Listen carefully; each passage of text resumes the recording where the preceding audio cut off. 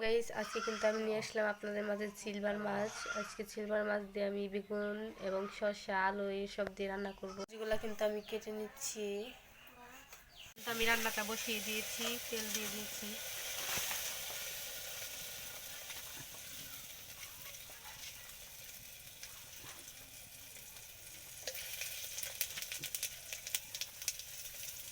এখন পেঁয়াজ, রসুন, কাঁচামরিচ সব কিছু দিয়ে দিলাম।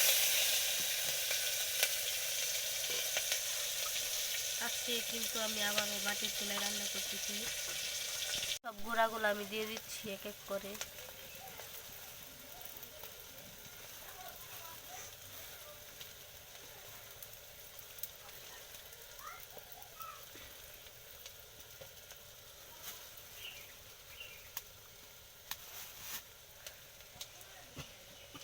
মশলাটা কষানো কিন্তু শেষ, এখন আমি মাছটা দিয়ে দিচ্ছি।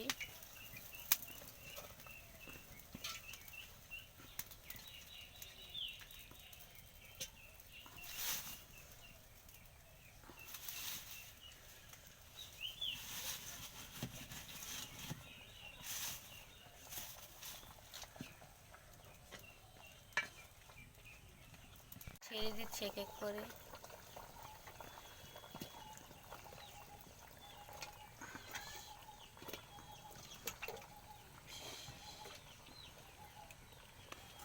সবজিগুলো দেওয়া শেষ, এখন আমি একটু নেড়ে চেড়ে ঢেকে দিব।